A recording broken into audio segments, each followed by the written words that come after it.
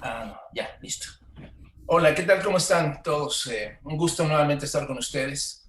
En esta ocasión tenemos una segunda parte que compartir con cada uno de ustedes, con nuestras reflexiones, lo que vaya a salir. Si ustedes recordarán, la semana pasada tocamos el tema de la muerte, ¿no?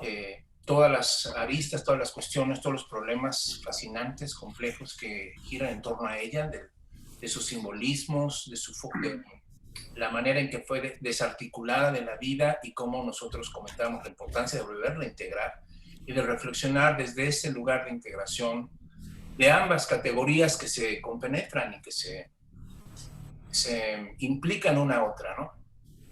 Y decíamos en esa ocasión que ahora necesitamos justamente completar esta tensión entre la vida y la muerte, hablando de la vida. Entonces el día de hoy los invitamos a que se queden con nosotros, vamos a hablar de la vida desde unas perspectivas, tal vez a veces que a nosotros mismos nos ha sorprendido, que nos han contrariado, preocupado y fascinado también. Y quisiéramos a manera de introducción, bueno, en este caso yo, plantear, digamos, un lugar desde donde podríamos empezar a lanzar algunas reflexiones, y es esa famosa definición de Aristóteles del animal racional. Y cómo a partir de esa categoría del hombre como un animal racional, nos encontramos con un guión que ata, que une ambos conceptos, lo racional y lo animal, y que ese guión evidentemente a lo largo de la historia puede ser entendido de muchas maneras. Puede ser entendido como una conexión o como una desconexión. Es decir, es un guión, en mi punto de vista y de muchos otros más, tiene la clave de nuestra condición humana y del ejercicio de la condición humana. La manera de entender la conexión o desconexión con el animal. Y a final de cuentas, con la vida, ¿no? Ustedes saben que animal, comparten esa etimología en latín, ¿no? Que, de un viviente, pues, ¿no? Resulta entonces que Aristóteles parte de una reflexión sobre la vida, pero sin poderla definir. Y en vez de definirla, empieza a clasificarla, ¿no? Y empieza a distinguir entre vida vegetativa, vida animal, y después con esta definición, la vida humana o la vida racional. Y a partir de allí, a partir de esa separación, a partir de esa distinción, que pareciera estar en la definición de Aristóteles supuesta, es decir, tenemos todos una vida vegetativa, ¿no? Las funciones normales del organismo, tenemos una vida animal, ¿no?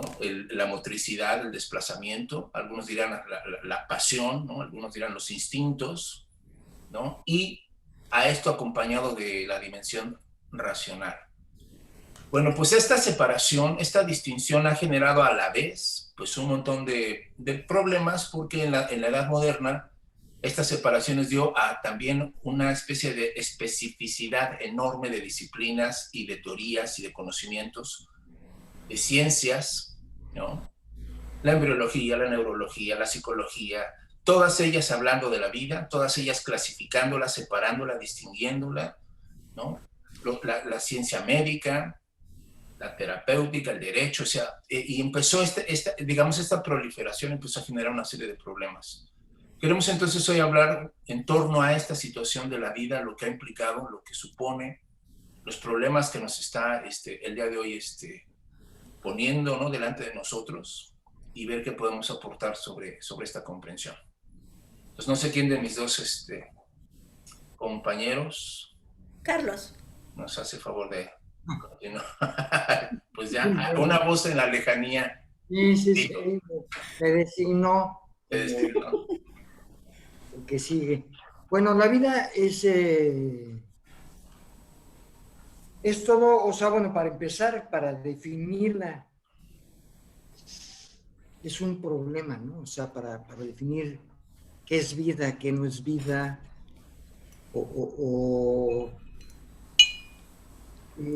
estamos, o sea, a partir de Aristóteles, que mencionabas que hace una clasificación, nos vamos hasta Linneo, en el que se hace otra clasificación, ¿no? O sea, Uno de los problemas de Occidente, creo, en este sentido, aunque desde luego ayuda mucho, es la clasificación. O sea, en este caso, en el caso del niño, pues ya vamos con especies, animales, vegetales, insectos, etcétera. Pero de lo que se trata es de clasificar, y la clasificación distingue una vida de otra vida, ¿no? O sea, distingue a la vida animal de la vida vegetal, de la vida de los insectos y de la supuestamente vida, bueno, de lo inorgánico, que ahora se supone que también tiene vida, ¿no? La vida está referida básicamente al hombre. Y el problema es que, no sé si, creo que no sé si lo mencioné la otra vez o qué, pero el hombre es la medida de todo. Y eso también problematiza la situación porque entonces en un momento dado el hombre tiene dominio sobre la vida, sobre su vida y sobre la vida de lo demás, de una forma general. Por otra parte está la cuestión de la vida y la existencia, ¿no? Que se ha abordado muchas veces también, o sea, vivo y eso en el plano humano o existo también como todo, ¿no? Pudieran ser sinónimas estas dos palabras, pero en un momento dado puedo existir, tener una vida, voy a dar un adjetivo, plena, ¿no? O sea, lo que es realmente vivir. O sea, yo paso por el mundo, estoy, por así como dicen, nazco, crezco, me reproduzco, trabajo, una serie de cosas, veo una cantidad innumerable de pantallas y me muero. ¿Y en qué hueco está la vida? ¿No? ¿Qué parte de todo ese proceso está la vida? Yo creo que somos, o sea, es muy difícil en el caso del hombre porque actualmente, o sea, si nos referimos a Agamben en no abierto, de hecho, Agamben diferencia el viviente del vivo, ¿no? Porque el viviente puede ser el animal o el vegetal, que no tiene una conciencia, que no, bueno, no sabemos, ese es el problema, pero hasta ese momento no tiene conciencia de sí y está guiado por instintos o por cuestiones biológicas, hasta cierto punto mecánicas, como los girasoles que voltean al sol y cosas por el estilo para recibir la energía que los hace existir, son vivientes. También se supone ahora, hay nuevas teorías de que los animales tienen inteligencias diferentes a las nuestras. Y eso pues está por comprobarse también, que lo comprobemos. Es que es otro de los problemas del hombre, pero bueno, no voy a hacer una digresión ahorita. La cuestión es que como hombre o como ser humano, dicho de una manera más general, como parte de la humanidad, yo podría emancipar mi vida de la inconsciencia. Hay una parte consciente que es en la que yo, pues desde la mañana o desde que nazco, despierto y me empiezo a dar cuenta que soy y que estoy, ¿sí? En una parte. Pero esa parte llega un momento en que toca un tope muy bajo, ¿no?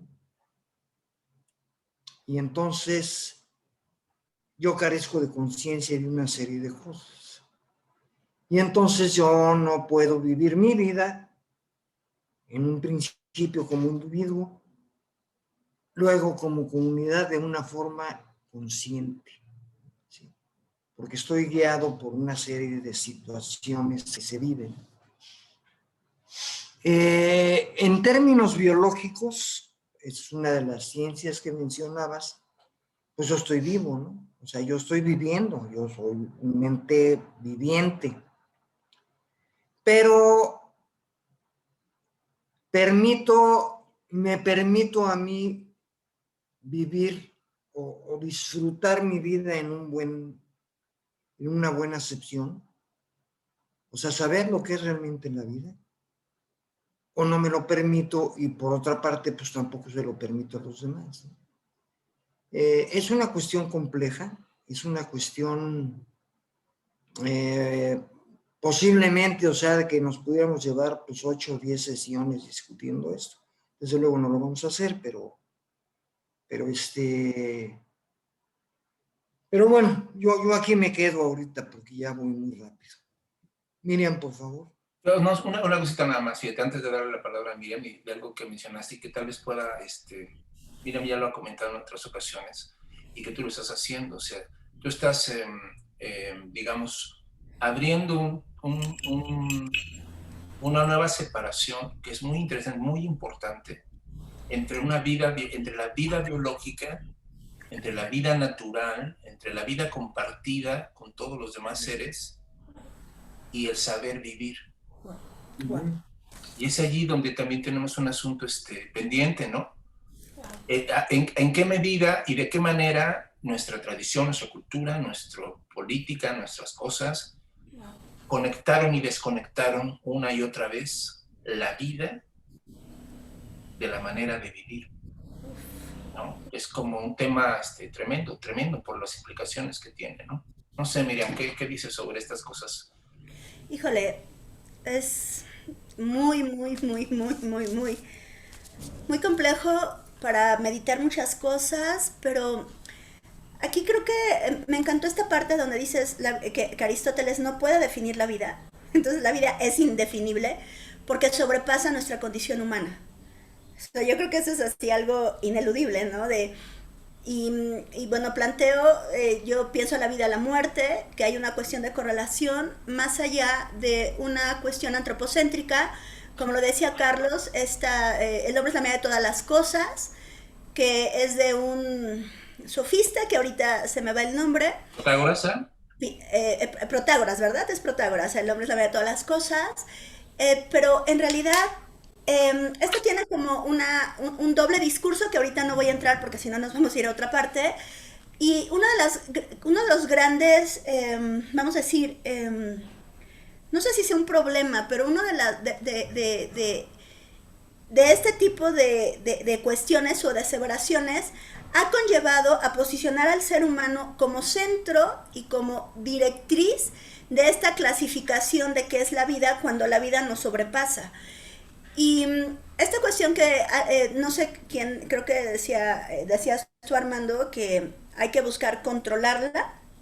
Ahorita lo que está pasando con la epidemia o pandemia tiene que ver con una cuestión de, pensamos que controlamos la vida, pero la vida, no, el bicho, algo que es no vivo, nos está sobrepasando, ¿no? O sea, entonces entramos en cuestiones aquí bien complejas, o por ejemplo viene un terremoto y nos sobrepasa.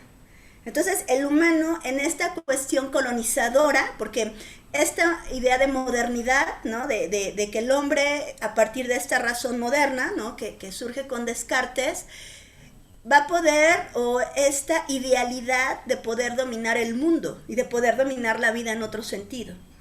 Pero el problema es que no la podemos dominar. O sea, siempre lo digo porque cuando lo leí me encantó, Merleau-Ponty dice, no somos libres porque estamos determinados por el nacimiento y por la muerte. Entonces nuestra libertad reside en que nadie elige nacer y no elegimos morir ni cómo morir. Lo que sí podemos elegir, y es muchísimo más complicado, es el saber vivir, lo que ustedes decían, ¿no? O sea, sí podemos elegir cómo podemos y qué queremos y qué directrices queremos generar en nuestra vida. Pero para eso tiene que ver lo que Carlos lo ha planteado en más de 2 ocasiones, la conciencia. O sea, desde dónde queremos estar viviendo. Pero yo sí considero que la conciencia no solamente se remite a una cuestión meramente racional. Hay una forma de desplegar la conciencia, y entonces regreso, que desde mi lectura, en la medida que hemos ido fragmentando nuestra naturaleza humana, ¿no? Esta cuestión biológica versus razón, ha conllevado a no poder integrar nuestra humanidad en todas sus dimensiones, porque somos biología, somos química, somos física, somos razón, somos imaginación, somos lenguaje, somos espiritualidad, somos política, somos economía. O sea, todo este mundo desplegado en realidad es una manifestación de las distintas manifestaciones de cómo hemos ido transformando este entorno natural, entre comillas, a una vida humana. Y ahorita que estabas diciendo, Armando, esta dislocación, ¿no?, de esta vida natural versus cultura, pues es uno de los grandes problemas de orden filosófico. Esta dislocación entre que no podemos ser seres 100% naturales, porque aparte nuestra propia naturaleza no podemos estar a la intemperie, necesitamos resguardarnos, necesitamos generar leyes, ¿no? Que aquí entra estos planteamientos a partir de la biopolítica, que supongo que ahorita vamos a entrar, y entonces tenemos que normativizar la vida. La pregunta es desde dónde la normativizamos. Con suerte la normativizamos desde la violencia, desde el capital, desde lo religioso mal llevado, o podríamos normativizarla desde otra parte. Y entonces creo que el centro uno de los centros de la discusión es, y me encantó esta idea de, no se puede definir la vida, pero es algo que está presente en todo lo que respiramos, en todo lo que sentimos, en lo que pensamos. O sea, y bueno, ya para cerrar, considero que la clasificación es un arma que nos ha llevado a mutilar la vida, desde mi lectura, y eso conlleva a que no tengamos estas concepciones de correlación con el todo, ¿no? Que, por ejemplo, digo, a mí me encanta, y entonces uno de los ejes de mi estudio doctoral, lo digo sin petulancia, era la frase, somos polvo de estrellas. Y entonces en los polvos de estrellas me encantó porque eso me permite conectarme con todo. O sea, los elementos químicos que están en las estrellas están en mi organismo, están en el agua, están en las plantas, están en la computadora, ¿no? Y entonces hay una cuestión de vinculación, no hay una fragmentación. La fragmentación es una cuestión de un poder científico que domina para ciertos intereses. Entonces no podemos desvincular el poder del conocimiento, ¿no?, cuando se convierte en ideología, con algo que nos sobrepasa. Y la vida es como una paradoja, nos sobrepasa, pero estamos en ella. Y aunque ya lo vinculo, y ahora sí ya terminó, con la muerte, la vida y la muerte es una correlación de transformación, donde la muerte, podríamos decir, en este momento lo estoy pensando, una manifestación de la propia vida, ¿no? Y ya. Claro, bueno, pues es que exactamente, o sea, tenemos aquí una serie de problemas y de cuestiones muy tremendas, o sea, tremendas en un sentido político, ético, social, antropológico. Me llama mucho la atención cómo durante siglos se intentó establecer, comprender, particularmente Descartes es el heredero de esa tradición y quien la hace famosa de divulgación, ¿no? La conexión entre la vida, él diría, entre la parte racional y el cuerpo, entre el alma y el cuerpo, entre la razón y el mundo. Esta idea del animal racional que decíamos hace un momento y del guión entendiéndolo como una conexión. Y entonces decíamos, ¿y en qué momento? ¿No? ¿En qué momento se conectan? Claro. ¿No? ¿O en qué momento se desconectan?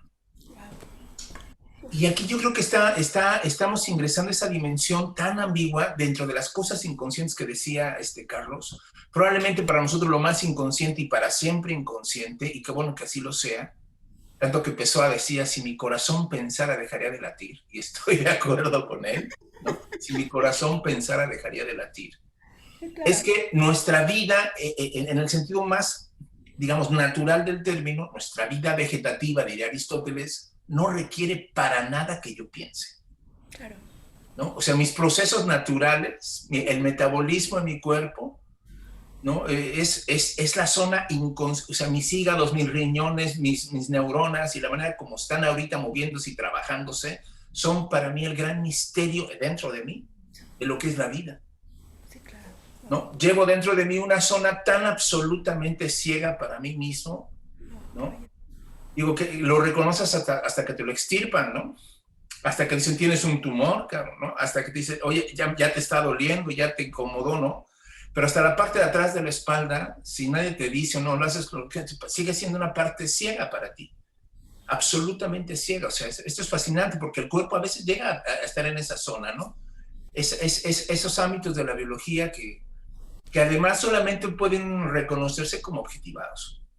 Y dentro de esa zona, dentro de ese lugar de esos procesos inconscientes, mencionaba Miriam también, ¿no? El asunto de en dónde empieza y dónde termina, ¿no? En esta libertad determinada, decía Merleau-Ponty, ¿no? Que lo citas, ¿no? Y empiezan a botar los problemas. Dice, pues es que ese es el gran tema del aborto. El gran tema del aborto es saber el que se debate jurídicamente es en dónde comienza la vida humana. Porque ahí vuelve a aparecer esa conexión-desconexión entre vida biológica, ¿no? De un embrión y vida humana. Y en qué momento este embrión pasa a formar parte, ¿no? De la complejidad de lo humano, ¿no? Cuando aparece el cerebro, cuando ¿no?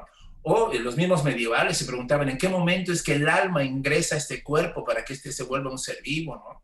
Algunos decían hasta el momento de nacer. Mientras tanto, no es. Mientras tanto no es, ¿no? Entonces, pues la otra mano, no sé, Carlos, ¿cómo ves este asunto de la eutanasia, por ejemplo, ¿no? ¿En qué punto de mi existencia esta vida ya no es vida? Aunque siga vivo, esto ya no es vida. Claro. Y tener el derecho, ¿no? De decidir sobre, ya no quiero más esto, que para mí ya no es vivir, ¿no? Digo, porque al final, no solamente en problemas teóricos, sino finalmente hasta jurídicos y políticos, porque da la cabrona casualidad que ahora el Estado pretende determinar esos criterios. Sí, claro. Es él el que va a determinar jurídicamente que sí se puede y que no se puede. Si tu vida es tu vida, te pertenece o no, y te la puedes quitar en un acto, ¿no? Consciente, si ya no quiero vivir porque me está doliendo mucho vivir, ¿no? Y quiero un procedimiento médico que me asegure que esa transición sea lo más humana posible. Y hasta dónde, porque el tema es ese, ¿no, Carlos? ¿Cómo ves? O sea, el tema es, estamos ahora, algo que era propiamente mío, mi vida biológica era parte de mí, además de mi manera de vivirla, pero ahora resulta que el Estado tiene ya la posesión de ese bien y te dice, no puedes, cabrón. Ahora la vida es un bien del Estado, ¿no? Entonces, si antes, y siempre ha habido abortos en la humanidad y procedimientos que no ponen en consideración hasta qué mes, la gente solamente los hacía y punto, porque era su vida, pero resulta que la vida biológica, cuando inicia, hasta qué punto el Estado debe o no proteger eso, o no, o debe darle la libertad a la mujer de decidir sobre ese asunto, ¿no? Pues tenemos ahí, digamos, una primera explosión, ¿no? En el área de lo vegetativo, ¿no? Por no hablar de clonaciones, trasplantes de órganos y demás, o sea, todo ese pinche mundo de lo vegetativo nosotros, que se ha vuelto un bien, ya no solamente de la persona que lo padece, o que lo busca, que lo quiere, o que lo interrumpe, sino del Estado, mano. ¿Cómo ves? Pues, o sea, te aviento la bronca a ti, ¿no? No pienso contestarla yo. Bueno. Tú resuélvelo.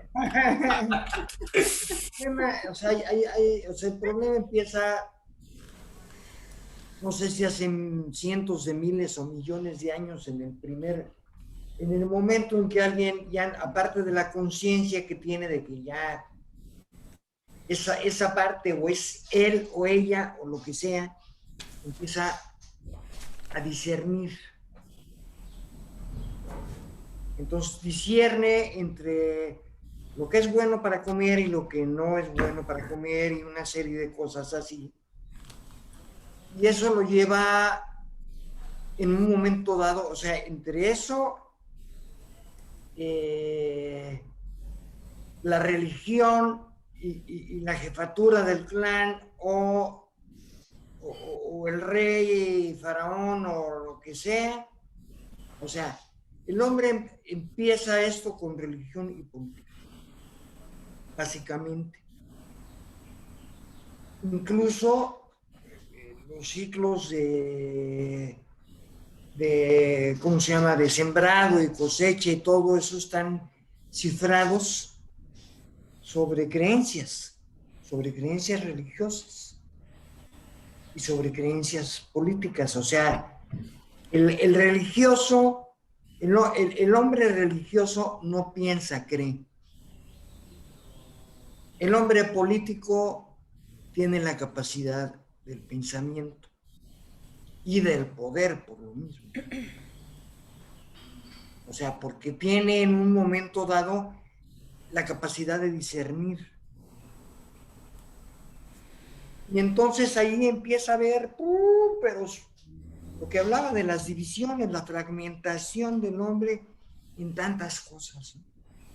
Ya sea como lo dice la ciencia o como lo dice la religión o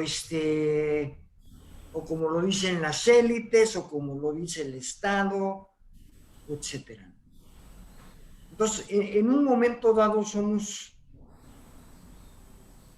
un montón de fragmentaciones.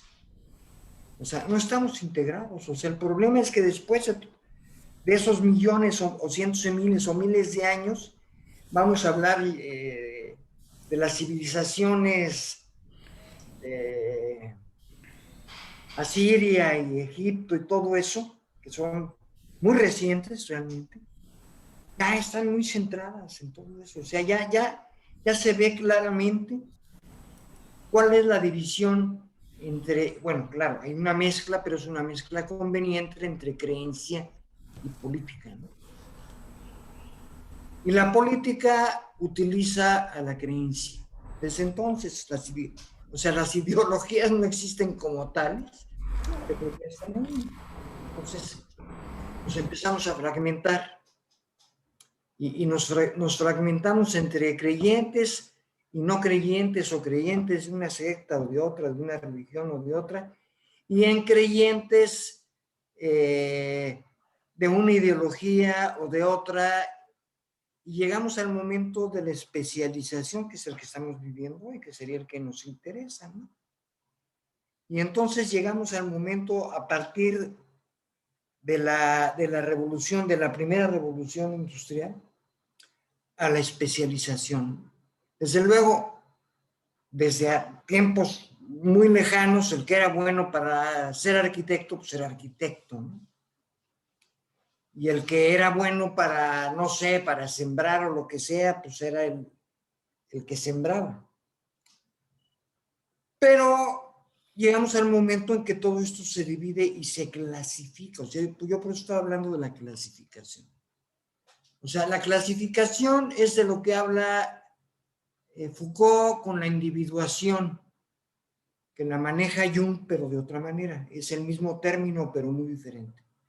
Y la individuación es que este sujeto es tal sujeto que vive en tal parte, que tiene tantos años, que está así de salud, que tiene una familia tal, que tiene un trabajo tal y que es bueno para esto y malo para esto, o qué sé yo, ¿no? Y entonces ahí también, hablando de vida, la vida como tal se pierde. Y estamos en una existencia diseñada para ser, al fin y al cabo, no hemos pasado la cuestión del homo faber, ¿no? O sea, porque tenemos que hacer, es más, hasta el que piensa, el Homo sapiens y el sapiens sapiens se dedican a hacer lo que se les dice a la mera hora. Somos gente que tiene que hacer para que esto funcione. O sea, para que un sistema particular, en este caso en el que vivimos, que somos subsidiarios de Occidente, para que funcione y no se caigan. Entonces, cada pieza tiene que estar en un lugar. Y para que cada pieza esté en un lugar, ellos ya desde entonces, de otra manera, tal vez más inconscientemente para los mismos que lo tomaron, toman tu vida y la utilizan. ¿Sí? Y tú eres parte, tú eres cómplice de eso porque necesitas sobrevivir en un mundo en el que tienes que trabajar de determinada manera para sacar para el chivo, ¿no? Y entonces hay lealtades, políticamente hablando, de lo que hablábamos el otro día, se crean las clases medias son las que administran los mandos medios de las fábricas y de los centros de trabajo, son las que tienen la capacidad económica para comprar lo que hacen esas industrias o para pagar los servicios que se necesitan. O sea, son el motor de la economía, al fin y al cabo. ¿Sí? Y políticamente son leales al patrón, porque él es el que les cae con la lana. Entonces, viene una revolución comunista y lo hemos visto y los de abajo, pues sí, le llegan, dicen, ¿sabes qué? Pues órale, güey. Pero los de en medio protegen al de arriba, no al de abajo. O sea, no se identifican con el de abajo porque ya están sesionados socialmente. O sea, ahí viene la lucha de clases, ya socialmente están sesionados y ellos no son parte de la clase alta porque no tienen la capacidad de ninguna manera. Pero fuchi, ¿cómo van a ser de los nacos y los pelados que trabajan en la fábrica? No, pues no, maestro. Y de ahí vienen los fifís y todo este rollo, ¿no? Y los chairos, o sea, llegamos hasta eso, porque así es la situación. El problema, y por eso hablaba de la conciencia, es que yo no soy consciente que yo estoy metido ahí. ¿Sí? Es como en la Matrix, la píldora roja o la píldora azul, ¿no? O sea, ojalá fuera tan fácil, ¿no? Digo, ahí hay una decisión que cuesta trabajo, que Neo dice, ¿la tomo o no la tomo? Pero la mayor parte de la gente no sabe ni que existe, ¿no? Y entonces no tienen opción de la vida. Porque es, como se decía antes, o sea, antes la metáfora la de la máquina, ¿no? El engranaje de la máquina, el tornillo, lo que quieras para que esto siga funcionando. Y entonces estamos ausentes, o sea, existimos y ahí viene otra vez Agamben. O sea, entre el viviente y el ser humano hay una diferencia muy grande porque el viviente está viviendo conforme, voy a llamarlo así de una manera muy general, no será necesariamente todo conforme a instintos.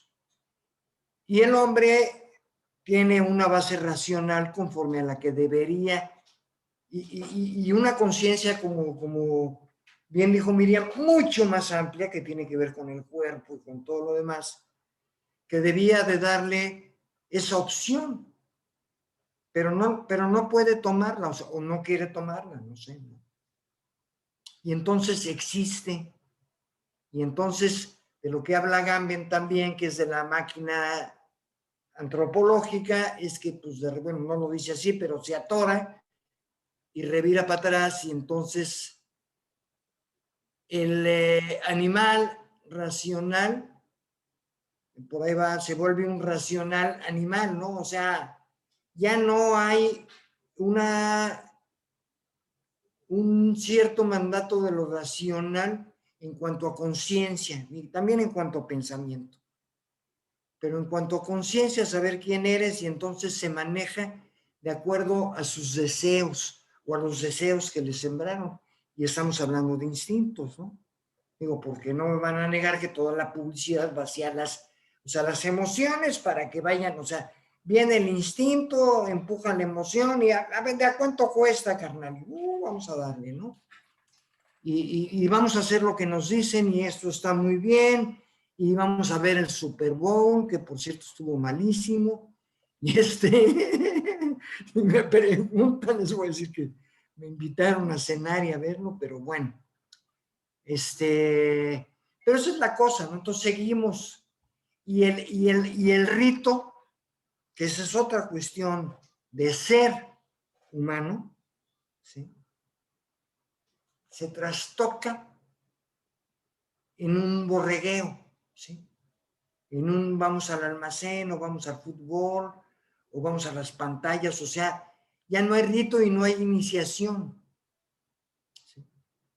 Porque no necesitamos, o sea, para quienes definen cómo está esta situación, la iniciación era iniciación a la vida, precisamente, ¿sí?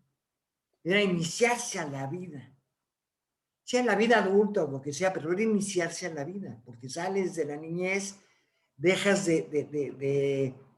pues de ilusionar o de imaginar tanto para pasar a una realidad. Y ya no hay esa iniciación porque ya no se necesita. O sea, la iniciación fue cooptada pues por la borreguera, no vamos para donde van todos, ¿sí? Y eso es ser hombre, ¿no? Aviento la estafeta. Sí, Miriam. Sí, sí, gracias. Yo, bueno, tratando de tratar de tejer las ideas de ambos, creo que aquí hay como un eje de la discusión, que es como la vida biológica en esta falsa disección para mí, se suscribe en un ámbito económico, político, normativo, y entonces entra la eutanasia, el aborto, el trabajo, la administración de nuestros deseos, de nuestras idealidades, etcétera, nuestros ritmos de vida, ¿no? O sea, creo que ese es un problema muy complejo, porque al final algo que aparentemente no nos, no nos pertenece, que es esta cuestión biológica, entre comillas, eh, que puede ser tan, o sea, tan no consciente, o sea, yo no estoy siendo consciente, o con suerte hay una falsa o mala educación de no poder interiorizar en mis ritmos biológicos. Y eso está bien cañón, porque, por ejemplo, cuando podemos ver en otras formas de medicina, hay una correlación entre mis estados de conciencia y mi salud. Pero cuando hemos dejado, ¿no?, de lado esta concientización de mi corporalidad, por ejemplo, las personas que han hecho yoga, en la yoga te van poniendo asanas para trabajar ciertos órganos. Y entonces, en realidad, podemos o no, que ahorita está muy de moda, no me gusta la moda, pero toda esa cuestión de medicina cuántica y de que cómo mis procesos de conciencia pueden incidir o no en mis órganos también, ¿no? Pero sí creo que, y regresamos a Descartes, donde esta separación que tú hablabas, Armando, del cuerpo desvinculado de mi razón, conlleva a una forma de maquinización del cuerpo. Claro. Descartes tiene este texto que se llama Tratado del Hombre-Máquina, y entonces él dice que mediante la glándula pineal, que también si empezamos a ver la glándula pineal en otros conceptos, o sea que esa es la unión entre mi corporalidad y mi conciencia. Pero entonces siempre hay esta supremacía entre mi conciencia y mi corporalidad, que eso va conllevando, y ahora sí lo vinculo con lo que estaban diciendo, a una cuestión donde algo que aparentemente es solamente biológico se suscribe en el ámbito del poder. Y entonces lo que hace Agamben es esta separación entre el bios, ¿no?, esta vida racional, de esta Zoe, que le llama también vida desnuda, donde la Zoe pertenece al ámbito como de la naturaleza, ¿no? Pero la razón, aquí hay una...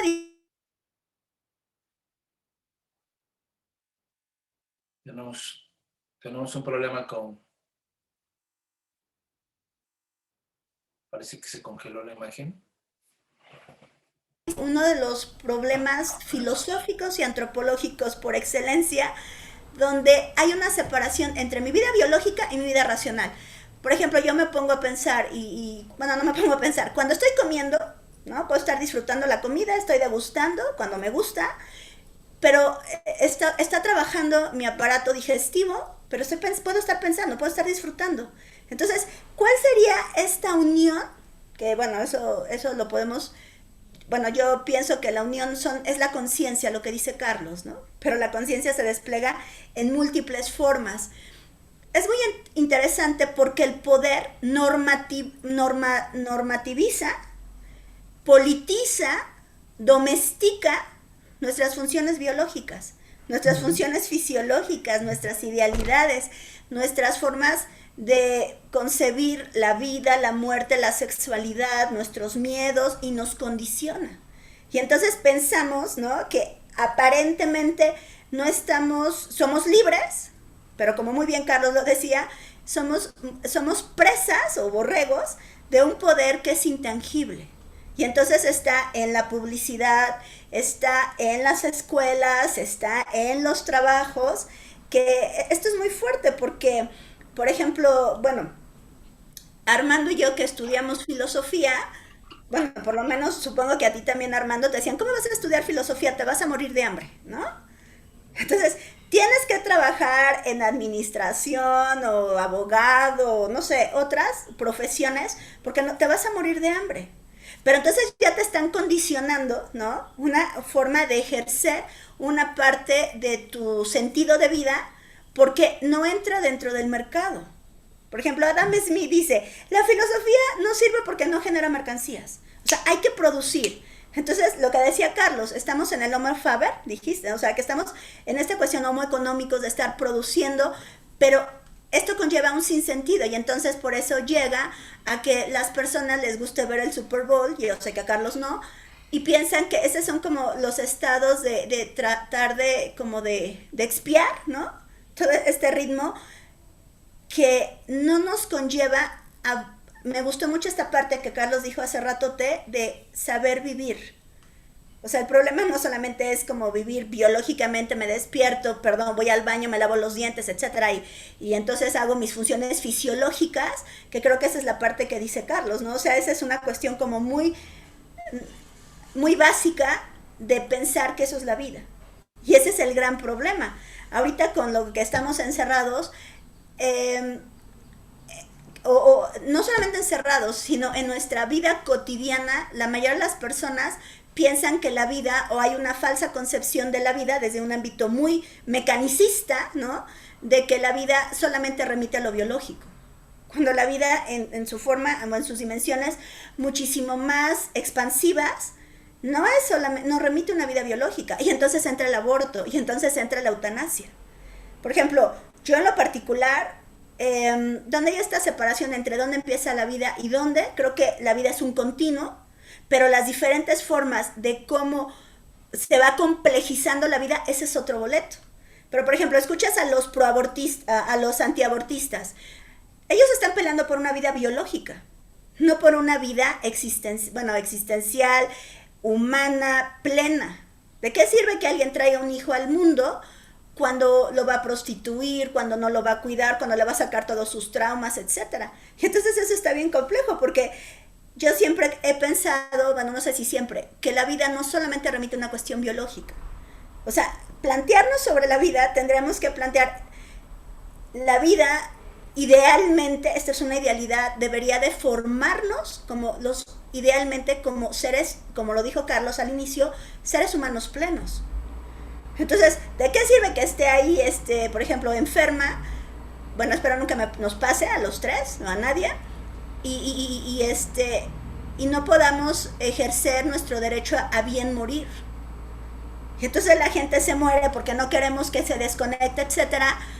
Pero toda la historia de vida que entra en cuestiones más cualitativas, porque la vida también la hemos reducido a una cuestión biológica, pero la parte cualitativa de saber vivir bien, no nos la enseñan. Y obviamente que no importa ni conviene al poder que seamos sujetos plenos, porque entonces el consumo no funciona, porque entonces las tarugadas que nos imponen, pues no se mantendría esta máquina, que es una máquina desde mi lectura, de hacer violencia, de fragmentarnos. Y ya con esto voy cerrando. Considero que la fragmentación en todos los niveles nos ha llevado a ser sujetos muchísimo más domesticables. Como dicen, divide y vencerás. Entonces, y la vida en este sentido entra que vamos a fragmentar nuestros estados de conciencia con nosotros. Por ejemplo, a mí la fenomenología, que es la fenomenología, es como cómo soy consciente, por ejemplo, de mi corporalidad. En realidad, ¿cuántas veces hemos sido conscientes de lo que sentimos? Por ejemplo, luego yo hace mucho no lo hago, pero me ponía a ser consciente de mi dedo gordo del pie, por ejemplo. Estoy diciendo, sí, o sea, ¿por qué? Porque a veces estamos tan desconectados hasta de nosotros mismos. Y tiene que ver con lo que hablamos la clase pasada, la vez pasada, donde no sabemos, y a Carlos le gusta mucho esta parte, ser conscientes de esto, ¿no? O sea, la gente ya, el sistema ha producido más que generado hombres máquina, ¿no? O sea, y ahorita ya para cerrar, ahora sí ya, me acuerdo mucho que tú también en una plática, Armando, lo nombrabas, no me acuerdo en cuál, este texto de Marcuse, ¿no? Del hombre unidimensional, en una que yo no estuve, porque sí los escucho. Esta cuestión en el hombre unidimensional va diciendo que ha conllevado la sexualidad a una cuestión de mecanización de las cosas, ¿no? Entonces, todo se vuelve mecánico, vivimos mecánicamente. Y creo que desde la mecanicidad de que nos han deformado a vivir, el poder funciona. Y eso está bien cañón y tiene que ver con la fragmentación, ¿no? Sí. Y ya. Sí, bueno, es que pareciera que a partir de estas decisiones, a partir de estos cambios de paradigma que estamos aquí comentando, la vida cada vez se volvió mucho más objetivable, mucho más un bien, decíamos, mucho más algo de lo que se puede disponer por primera vez, ¿no? O sea, y en la medida en que se puede disponer de eso, puedo negociar con eso, puedo mercantilizarlo, puedo reproducirlo, puedo clonarlo, puedo hacerlo mercancía. Claro. Y por primera vez estamos viendo, pues ya no solamente como en el esclavismo, ¿no? Que dices, porque puedo hacer esta separación de te voy a esclavizar, tu modo de vivir lo voy a corromper tal hasta convertirte en un animal. Pero eso sí, tu vida biológica te la respeto porque si no se me cae el negocio, cabrón. Entonces, eres esclavo, pero la condición de que seas esclavo es que yo te mantenga vivo. Wow. Entonces, respeto tu vida, aunque tu modo de vivir te lo despedace. Exacto. ¿No? O sea, si tu condición humana la aniquilo, pero salvo tu vida porque la necesito para que esto siga, para que la máquina siga funcionando, ¿no? Esas son las dicotomías perversas, ¿no? de este asunto, ¿no? Pero pasamos de esa situación de una vida que se respeta para que la máquina trabaje, porque necesitamos un obrero, un esclavo que realice ciertas funciones, y de repente resulta que esa vida que se respeta, en el esclavismo, por ejemplo, entre comillas, resulta que en nuestra época, o a partir del siglo XX, y si no es que desde antes con la metáfora de Frankenstein, ¿no? De que empiezas a hacer del cuerpo humano una especie ¿no? de objeto que lo puedes reconstruir y pegar, y esta visión tremendamente mecanicista del asunto, resulta entonces que ahora la vida también se convierte en mercancía, también puedo lucrar con los órganos, también puedo lucrar con la sangre, puedo lucrar hasta con el cabello si quiero, ¿no? O sea, pareciera que ya nada es desperdiciable. Esta vida objetivada se ha convertido en una mercancía, ¿no? Altamente redituable para muchas personas, ¿no? Pero, o sea, el asunto está en que nos podemos poner tremendamente escandalosos con esta situación de cómo la vida se reduce a mercancía, digamos, esta vida esta vida zoe, ¿no? Esta vida natural, esta vida así tal cual, pero al mismo tiempo también pues no nos escandalizamos con la industria, por ejemplo, del consumo de carne animal, ¿no? Es decir, cómo también este asunto del mercantilismo dio como para que esto que es natural, bueno, yo no quiero entrar a la polémica del vegetarianismo y ese asunto que es algo muy cabrón, ¿no? Pero tomando en cuenta, o si yo asumo hipotéticamente que era natural que el hombre coma animales, que se alimente de animales, ¿no? Pero lo que no es natural es que una vez que se crean las ciudades, se modifica aún el modo de relación con el consumo animal. Porque la ciudad exige una lógica de consumo totalmente distinta a la de los pueblos, a de la manera en que se vivía antes, ¿no? La ciudad, por la concentración masiva que tiene de personas, exige que se consuma y que se tenga a disposición la vida animal, ¿no? Cada vez más en mayores cantidades. Y entonces, bueno, se empiezan a hacer hasta alteraciones en la vida ¿no? del sistema reproductivo, alimenticio de los animales, y los empiezas a hacer algo monstruoso. O sea, en realidad lo que hay detrás de la industria alimenticia es algo monstruoso, ¿no? Es decir, ya no es el animal per se que te consumes, ¿no? Que matas para consumir como entre ellos pudieran hacerlo, ¿no? Sino estamos en una industria que hace del animal no solamente una mercancía, sino un objeto que puede ser manipulado en un laboratorio, que puede ser transformado, que puede ser convertido en otra cosa en función de algo más que comida, ¿no? O sea, estamos hablando ya de cosas espantosas. Bueno, hay gente que da testimonios de que de repente hay cosas brutales, de mutaciones en animales y cosas tremendas, ¿no? Entonces nos estamos enfrentando, digamos, no sé si ustedes estén de acuerdo conmigo, ¿no?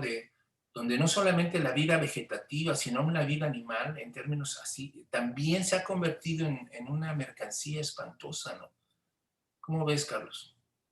Espero que no vas a comer carne hoy, porque entonces ya te eché a perder aquí el asunto. No, bueno, sí, la situación, o sea, desde luego por ahí va la tocada, ¿no? O sea, la cuestión es que cambian, bueno, ahorita voy a hablar rápidamente de sexo. Y en una parte, o sea, dice, bueno, por una parte dice poder, el biopoder es controlar al individuo a través de su cuerpo. Algo que mencionabas hace un momento, de otra manera, pero así es. Y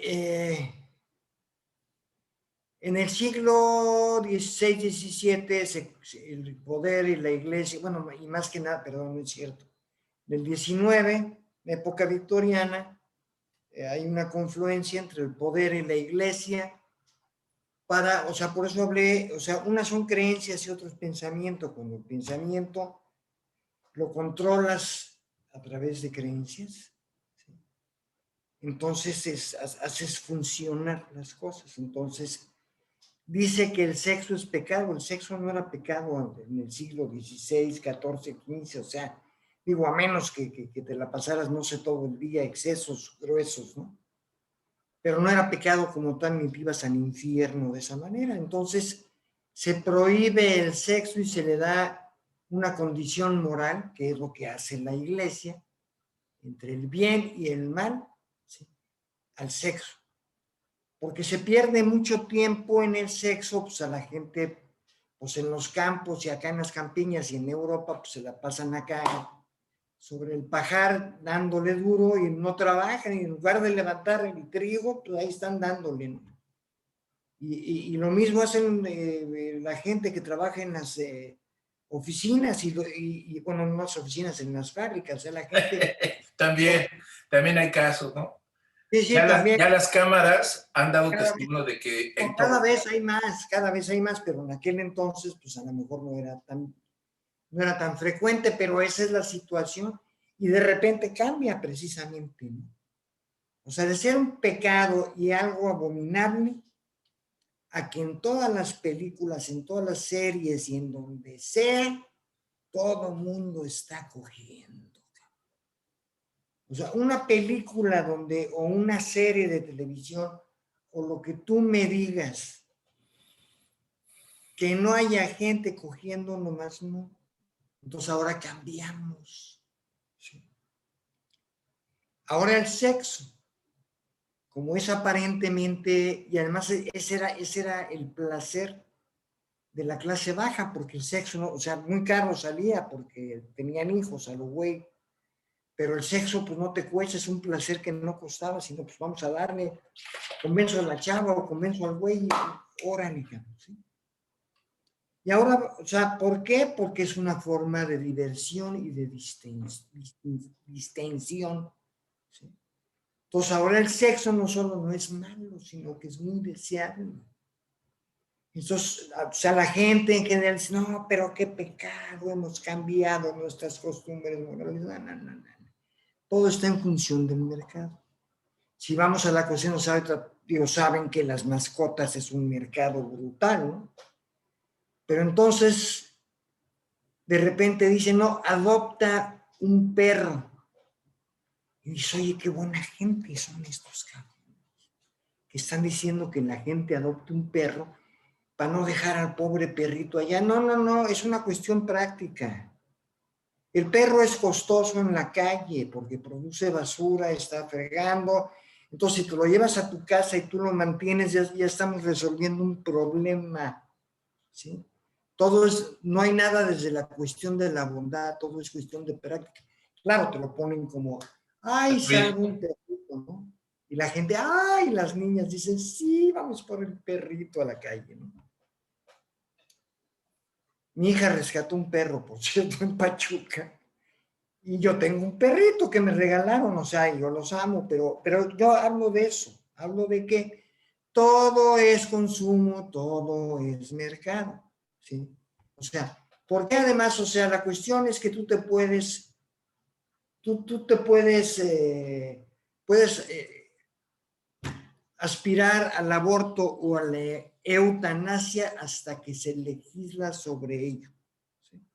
Eso quiere decir que el Estado tiene un control sobre esas decisiones, ¿sí?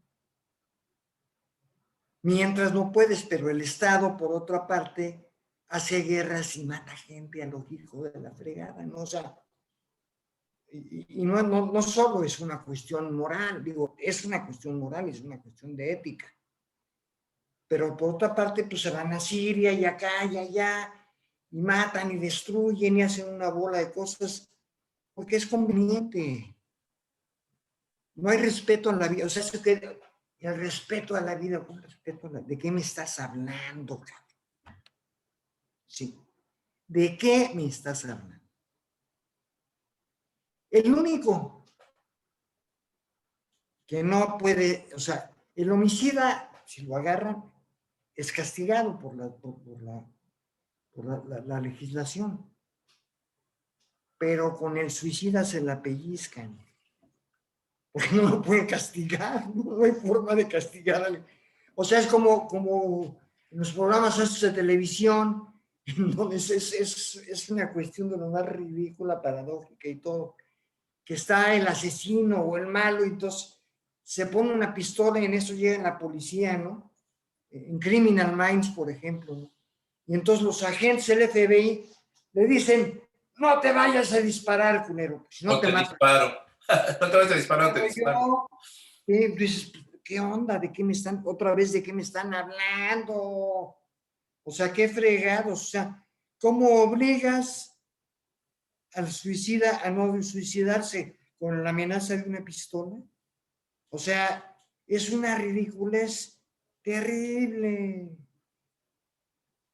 Pero esa es una imagen, desde luego, que rebota en el televidente, ¿no? En el espectador, que esos somos espectadores, ¿no? Y dice, no, pues es malo que me suicide, cabrón. Si me suicido, sí me pueden castigar. O sea, dentro de un inconsciente que no sabe ni de qué chingado está pasando en la cabezota, pero dice, no, mejor no me suicido porque no van a llegar los del Criminal Minds y me agarren a putazos, no sé, me suicido, ¿no? O me den de balazos, no sé, ¿no? Pero, o sea, las cuestiones se manejan de esas formas. O sea, la vida no es mía, mi vida no es mía. Ese es el problema.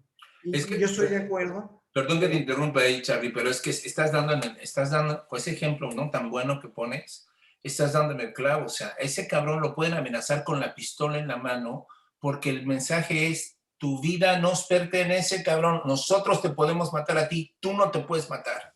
Claro, claro, claro. Ese es el mensaje.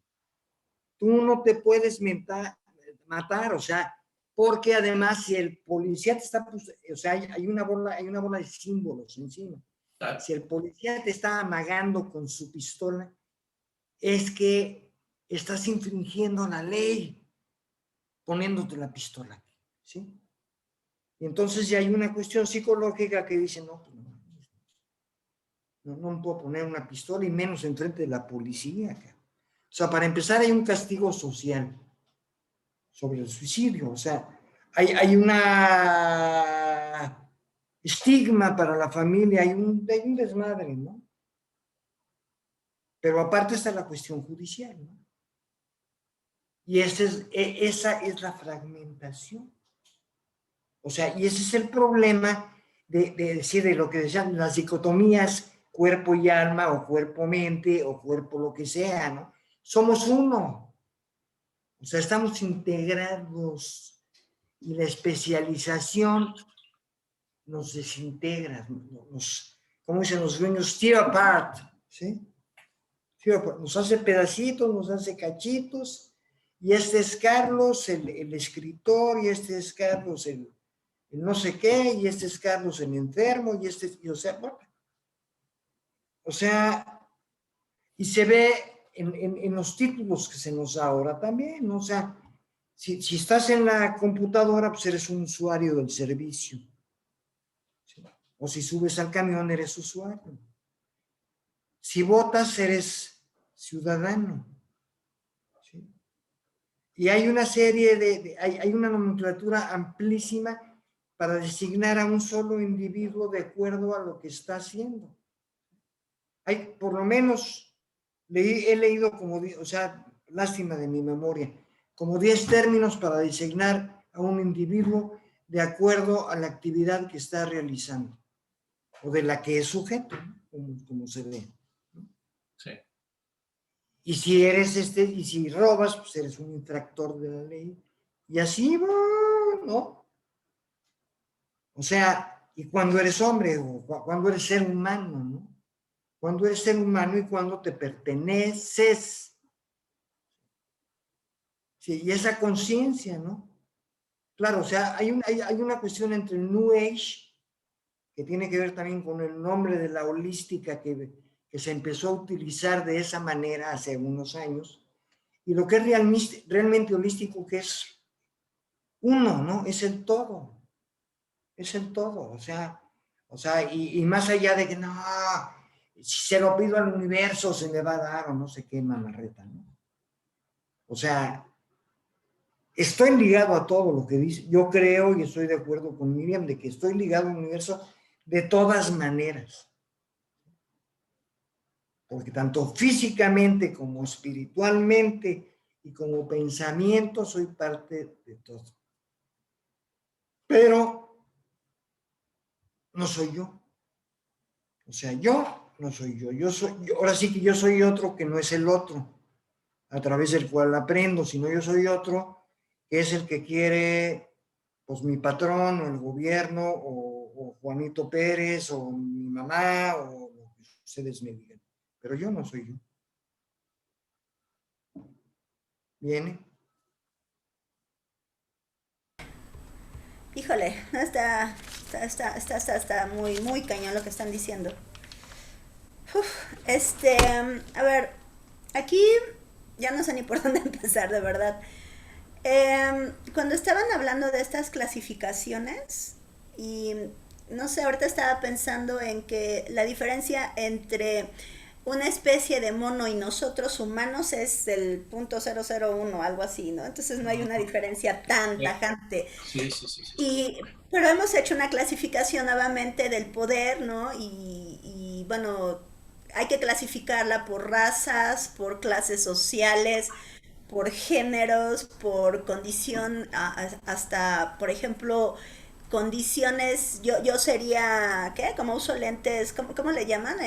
Ya somos débiles visuales, ¿no? O sea, hasta de nuestra condición que podría ser mínima. Y eso va conllevando a una separación de un tejido social, ¿no? Y luego también regresa esta cuestión de que somos diferentes, o sea, este poder, ahorita estaba recordando cuando tú estabas hablando, Armando, de los animales, donde una de las interpretaciones de la cruz cristiana es como hasta arriba está Dios, en medio están los ángeles, horizontalmente los humanos, somos hijos de Dios, y abajo la naturaleza. Entonces el humano puede dominar, y esto es muy religioso, ¿no? Claro, claro. Hasta en el Génesis puedes dominar la naturaleza a partir de esta razón, que sería un poco contradictorio, o si es una contradicción, que la razón va a buscar dominar, porque la razón no debería de buscar dominar, sino debería de generar lazos de vinculación o de mantener un equilibrio. O sea, si eres consciente, pues no vas a buscar dominar ni controlar, es todo lo contrario. Pero aquí la cuestión es de que en qué momento, que creo que ese es uno de los temas, que aquí hay una contradicción aparte. ¿En qué momento el poder ha decidido poder dominar y bajo qué formas dominar la vida?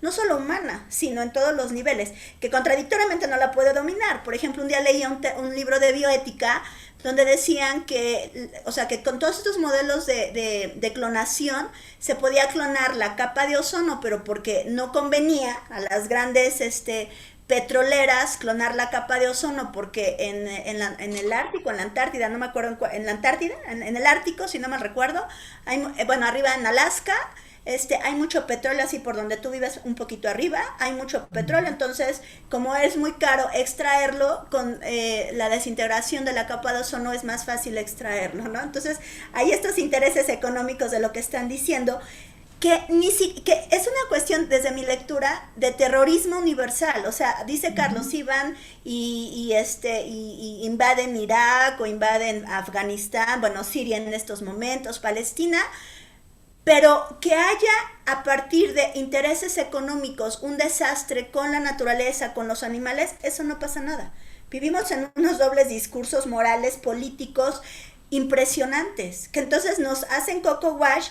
Y precisamente la confusión, que es lo que decía Carlos, en esta disección de que soy usuaria, de que soy lo que sea, entonces en la medida que yo estoy difuminada con no una identidad más firme, entonces puedo ser más manipulable, políticamente, económicamente, existencialmente, y atrás de todo si hay un negocio. O sea, por ejemplo, el aborto, todo esto también tiene una cuestión económica. Claro, claro. O sea, todo se mueve, desafortunadamente casi todo se mueve por el mercado, ¿no? Y entonces la vida, como muy bien lo dijiste, Armando, se convierte en una mercancía, pero también nosotros aceptamos ser una mercancía. Y entonces entra la sexualidad, entra, por ejemplo, el matón a sueldo, ¿no? Un día alguien me decía, o sea, alguien me decía que él en algún momento quiso suicidarse y entonces había pensado en darle dinero a un matón para que lo matara, ¿no? Entonces iba hasta como pagar para que lo matara, y si no tuviera que decir, me da miedo, por ejemplo, aventarme un tiro, ¿no? O sea, pero esto es bien contradictorio porque nosotros pensamos que somos dueños de nuestra vida, y entonces entran estos discursos donde la mujer, o sea, yo estoy a favor del aborto bajo ciertas condiciones, y bueno, pero creo que no solamente se reduce a abortar, ¿no? O sea, es muchísimo más complejo planear el aborto, etcétera, pero vienen estos discursos de que yo soy dueña de mi cuerpo, y ¿cómo sabemos qué es eso? Cuando ni siquiera nosotros nos pertenecemos a nosotros mismos, en términos muchísimo más complejos. O sea, llega un alacrán y te pica, y no puedes decir, ay, yo como soy dueña de mi cuerpo, me voy a curar, ¿no? O llega una enfermedad y te sobrepasa. Ahorita lo que estamos viviendo con el bichito Y entonces nos damos cuenta que somos más vulnerables de lo que pensamos, y regreso a Merleau-Ponty, a la vida y a la muerte.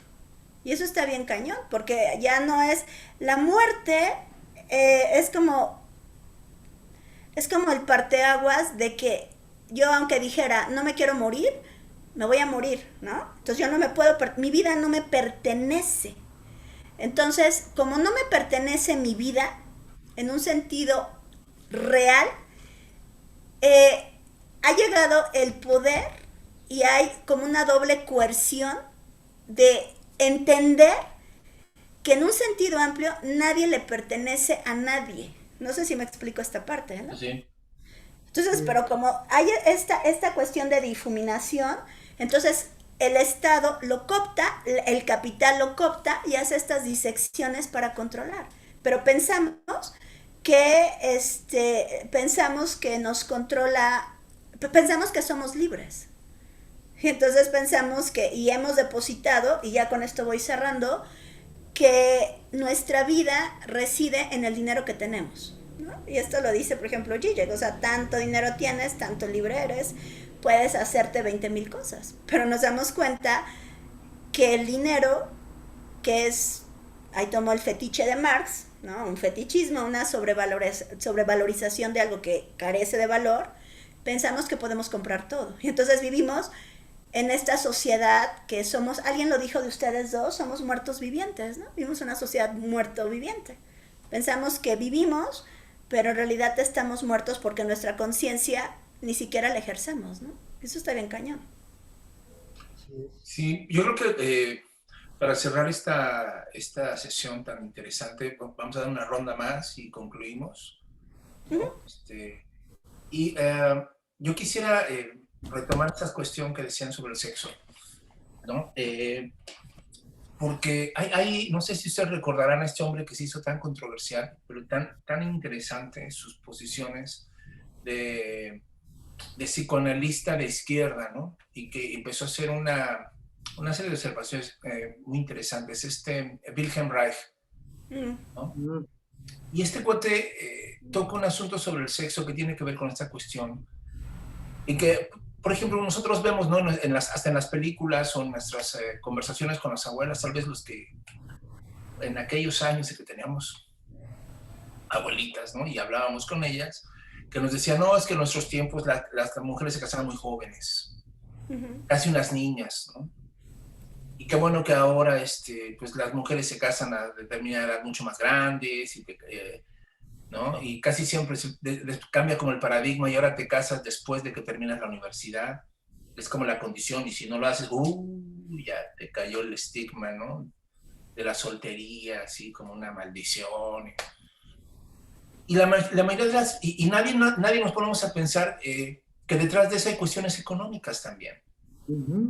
Es decir, están determinando hasta cuándo tienes derecho a acostarte y tener una familia en función económica, en función de en qué momento de tu edad eres más productiva y en qué momento no. Entonces no es una cuestión ética, no es una cuestión de valoración, esa es la fachada, ¿no? De una valoración sobre, bueno, es que apenas tu cuerpo se está desarrollando y no es prudente que te embaraces, ¿no? Sino más bien lo que hay detrás es en qué momento y de qué manera el sistema, la economía, la productividad, las empresas van a decir cuándo sí, cuándo no. Recuerdo ustedes las enormes polémicas antes, ¿no? De qué pasaba cuando entrabas a trabajar y te embarazabas, o te preguntan antes, ¿no? Cuando, no sé si hoy lo sigan haciendo, ¿no? Si para contratarte te preguntan si estás embarazada, ¿no? Entonces, la cuestión del sexo, ¿no? Termina también siendo un objeto de control tremendo, ¿no? Tremendo. Yo quisiera, o sea, el tema de la pornografía, el tema evidentemente de la prostitución, ¿no? Y ahora, o sea, y quiero combinar, y con esto concluyo mi participación al día de hoy, cómo se cruzan estas cosas que ustedes están comentando entre este exceso de especialización, este exceso de individuación, este exceso de singularización y el sexo, ¿no? Y hoy veo, por ejemplo, el discurso del género. Si ustedes, o sea, si planteamos esta dicotomía de la que estamos hablando entre Zoe y Bios, entre modo de vida y la vida natural, tenemos ahí justamente en todo este discurso sobre el género una zona de conflicto bien pinche interesante. Ojalá algún día podamos hablar sobre esto, porque es un asunto que está llevándose hasta el delirio, ¿no? Es decir, con este afán de diferenciar y de hacer la supremacía del género, ¿no? Y distinguirlo de la mera genitalidad, por ejemplo, ¿no? Y se da a un grado tal de especialización que ahora pues ya no solamente tienes al homosexual, que tienes una serie de clasificaciones del trans, y de repente no, cada vez se suman y se suman y se suman adjetivos, de tal forma que viene la aberración de que cada género se vuelve un individuo, ¿no? O cada individuo genera su propia, dices, oye, al delirio. Entonces no hay comunidad, no hay forma de crear empatía porque cada vez estás más aislado en tu propia definición singular, ¿no? Y hay aquí, pues, cuestiones que me parecen a mí fascinantes y complejas sobre estas nuevas identidades, ¿no? Y que me hacen a mí preguntarme desde dónde ahora quieren que se construya la identidad, ¿no? ¿Qué dispositivos hay detrás de estas creaciones de identidades tan peculiares, ¿no? Entonces, cierro con esta situación, ¿no? Me fascinó la cuestión del tema que hoy tratamos, ¿no? Es algo, yo no sé si la gente estaba pensando que, o no, la gente que nos escucha, ¿no? Que íbamos a terminar hablando un poco sobre cuáles son las claves para el bien vivir, pero pues esas se las podemos dejar a Odín Duperón, ¿no? En alguno de sus momentos, ¿no? Pero en nuestro caso, queremos más bien problematizar esos lugares, esos puntos ciegos, ¿no? Esos puntos que no se están reconociendo, en los que estamos hiperimplicados de muchas formas y que pareciera que tanto los medios como nuestras conversaciones cotidianas normalizan. Pensamos que pues es así es la vida, así este asunto de llegan y sí puedo disponer de tus órganos una vez que mueras, ¿no? Si nos haces el favor, ¿no? Y de seguirte utilizando, ¿no? De que nada se desperdicie, que todo pueda ser reutilizable en este sistema y demás cosas, ¿no? Yo les agradezco a ustedes que poder haber compartido con ustedes estos puntos. No sé cuál sería tu conclusión, Carlos, y pasamos después a la de Miriam. Bueno, la situación es que vivimos en una ética de mercado ya desde hace mucho tiempo y entonces todo lo que sea productivo es permitido, o todo lo que pueda ser, o sea, que pueda vincularse a lo productivo es permitido, ¿sí? Y todo lo que no controle el Estado, bueno, las élites, vamos a decir élites políticas y económicas a través del Estado, no es permitido, ¿sí? Porque no es redituable. O sea, somos cómplices, yo lo mencioné hace rato, de la gente que nos está haciendo esto. Y yo haría, o sea, hay una pregunta acerca de la destrucción de la tierra, ¿no? Que tiene que ver con la vida, desde luego. O sea, el hombre está destruyendo la tierra. Ah, chinga. El hombre está destruyendo. Entonces, ¿por qué saber quién es el hombre? No dice, pues yo soy el hombre. ¿Sí? Pero esto es una cuestión de una complicidad, precisamente, de una complicidad en la que no te das cuenta porque estás participando de alguna manera en la parte, voy a llamarlo pasiva, de la destrucción, porque en la parte activa están los petroleros, están los que devastan bosques, están los mineros, y está una bola de gente que tiene todo el dinero del mundo. Y en la otra, nosotros somos cómplices desde el lado en que estamos participando del consumo de lo que ellos producen. Pero nosotros no somos agentes activos de la destrucción, a menos que lo estemos haciendo, ¿sí? Somos agentes indirectos de la destrucción. De eso también se tiene que tener conciencia, porque ahí está la vida. Si yo no paro el consumo, no paro la destrucción. Si yo no racionalizo el consumo, o sea, ahora sí otra vez con otra etiqueta, si yo no me comporto racionalmente como consumidor, sigo participando. Digo, tengo que seguir participando de alguna manera, pues no puedo dejar de comer de esto y de otro. Pero tiene que ver, y además yo tengo que cargar esa responsabilidad sobre quien la tiene. Y lo que está sucediendo es que ellos nos clasifican que somos el hombre y todos somos responsables por igual, ¿no? Y eso no es cierto, ¿sí? Y eso es parte de la vida, pero tenemos que ser conscientes. Digo, a lo mejor me corrí un poco, pero pero creo que tiene que ver con la vida. Gracias. Gracias a ti. Miriam. Sí, bueno, creo que es bien complejo todo lo que dicen. Y ahorita que estabas diciendo, Armando, del sexo, creo que también, digo, el sexo se puede, o la sexualidad, no solamente se remite a una cuestión reproductiva. Sin embargo, hace muchos años leía cómo hay una vinculación entre ciertas economías y los procesos de población, ¿no?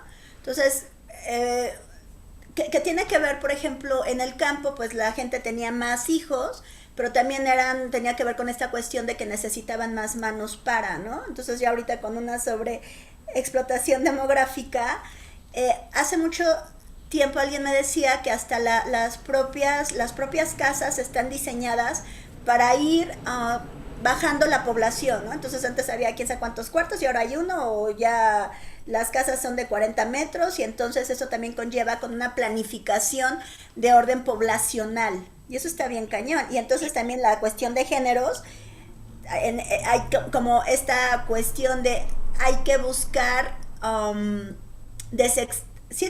quitar la reproducción, porque ya somos bastantes, ¿no? Eso es también con una cuestión bien compleja. Pero aquí estaba recordando a Bauman con este texto de Amor líquido, ¿no? Que hay una fetichización de la sexualidad y una mercantilización de la sexualidad, pero en el fondo importa el acto sexual, pero no importa los afectos, pero no importa el sentimiento, pero no importa el compromiso. Y eso conlleva niveles de desolación bien cañones, ¿no? Porque, o sea, ya en términos no sé, de una cuestión más existencial o más vivencial, eso pertenece a otra parte. Y entonces, regreso, tiene que ver, y Reich, que tú lo mencionabas, Armando, hay una parte donde él dice que hemos cosificado a la corporalidad, y hace una analogía que parece que somos Kleenex, ¿no? O sea, que la sexualidad se ha reducido como un Kleenex. O sea, se suenan y lo tiran. Entonces tiene que ver con una cuestión de consumo. Y eso es bien fuerte, porque la sexualidad creo que es algo que toca nuestra intimidad, no solamente en un ámbito meramente biológico, sino también en otras dimensiones. O sea, hay un texto de Combs Ponville que me encanta, que se llama Tratado de las pequeñas grandes virtudes.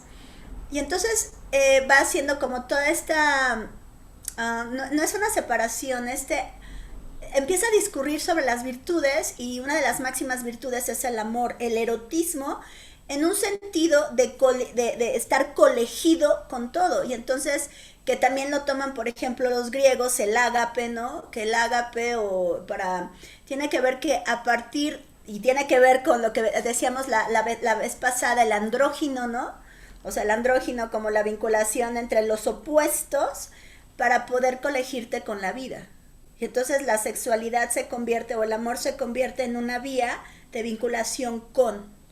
Entonces, si vamos destruyendo nuestra parte, que es de las cosas más íntimas que hay, para vincularte con alguien, entonces eso lo destruimos y lo convertimos en una cuestión de Kleenex, o una condición de cosificación, pues entonces somos sociedades mentalmente más dislocadas, ¿no?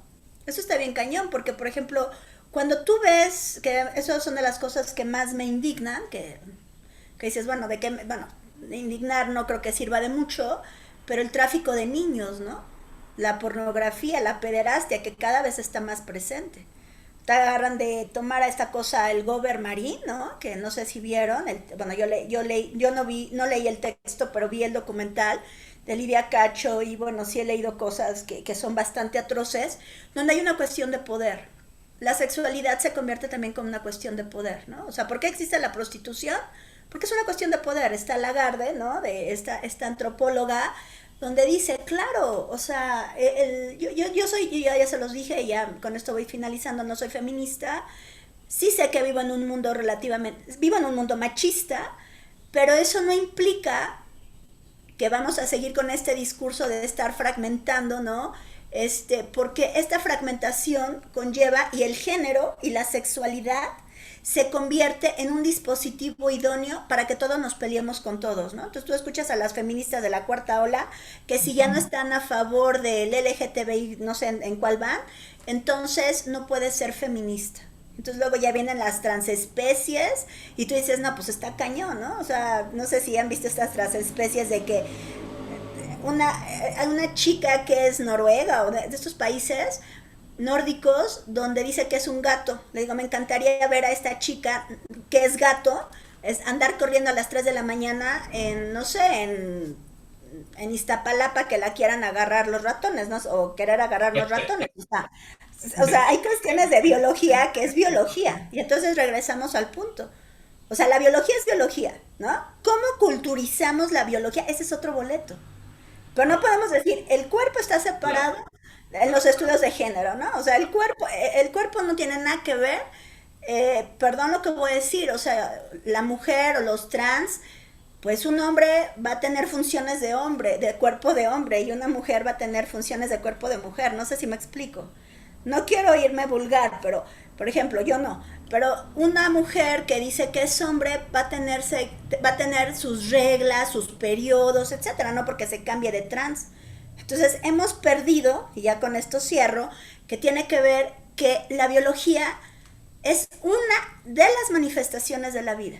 Cómo entra el poder y cómo entra el mercado para controlarlo y para ideologizarlo, porque hay una ideologización de la biología para poder controlarnos. Y atrás de todo pensamos que somos libres, pero hay una cuestión de control muchísimo más cañona.